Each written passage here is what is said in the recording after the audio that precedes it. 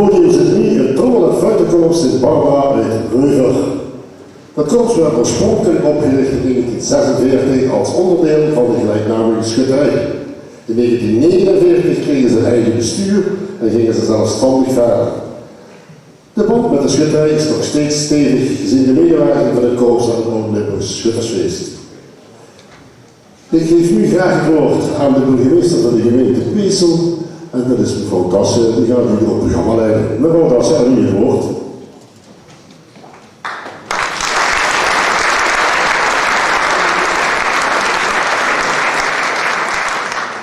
Ja, dames en heren, de kunst van het improviseren, daar draaide het om bij de Commedia dell'arte. Een vorm van toneel die in Italië van de 16e tot de 18e eeuw zeer populair was. Toneel zonder vaste regels, zonder tekst, maar met hele sterke personages. Die improviseerden en daarmee een uitermate boeiend en steeds weer verrassend toneelspel lieten zien. Het trommel- en fluitenkorps in Barbara dat hier naast mij helemaal voor u klaar zit, laat u vanavond muzikaal genieten van deze wondere toneelwereld. Speciaal voor dit concert componeerde Alexander Komitas, oftewel Ed de Boer, een muziekstuk, nauw verwant aan die Commedia dell'arte. De 4 hoofdrolspelers hebben zo elk hun eigen deel. We horen de harlekijn in het eerste deel, ondeugend, acrobatisch en satirisch. En uiterst wendbaar vlechten de stemmen zich vervolgens door elkaar en verklappen daarmee het personage van het tweede deel, Isabella. Zij raakt de harten van alle mannen, ook hier in de zaal, dat weet ik zeker. Zij is eigenlijk de liefde zelf. En het derde deel, dat past van de hoogmoed. Scaramuccia is een wat laffe persoonlijkheid die indruk probeert te maken met geveinsde rijkdom. Dat hij tevens echt een onbehouden kerel is, zal het ongestemde slagwerk niet verhullen. Pulcinella is tot slot wat mysterieus. Is het een man of een vrouw? In ieder geval is Pulcinella in het vierde deel uiterst creatief en fantasierijk. En laat u horen dat elke situatie iets wonderbaarlijks heeft. Met zijn compositie verbindt Alexander Komitas toneel en muziek op een indrukwekkende wijze. De klanken van het orkest zullen u vervoeren, net zoals de toneelspelers dat destijds in Italië met hun publiek deden.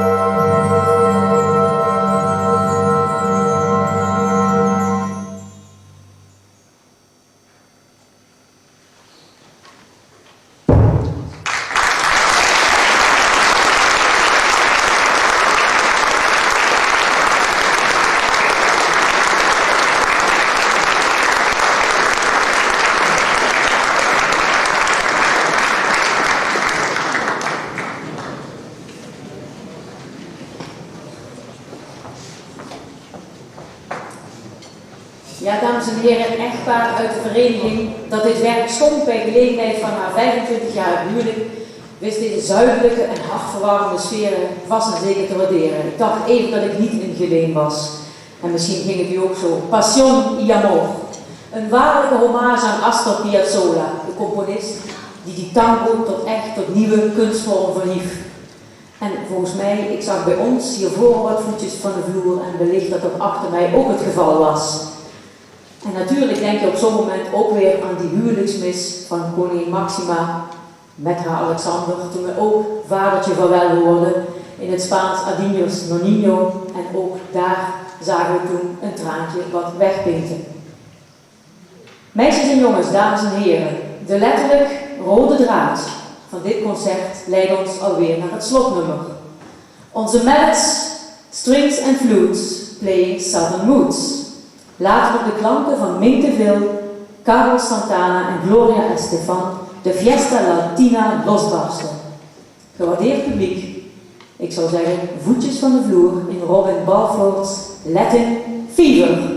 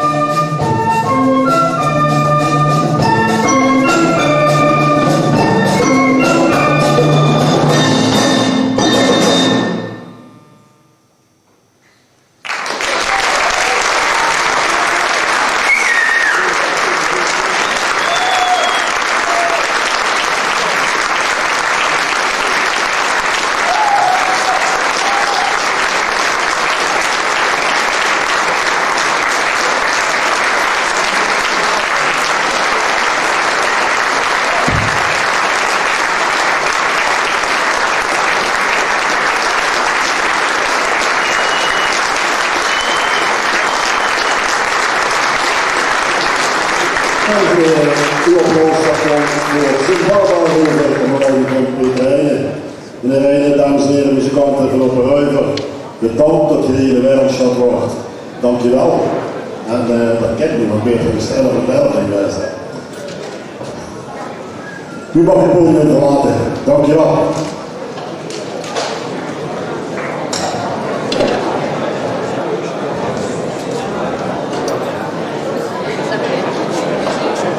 En is het geluk? Ja hoor. Gemeente. Volgende. Ja.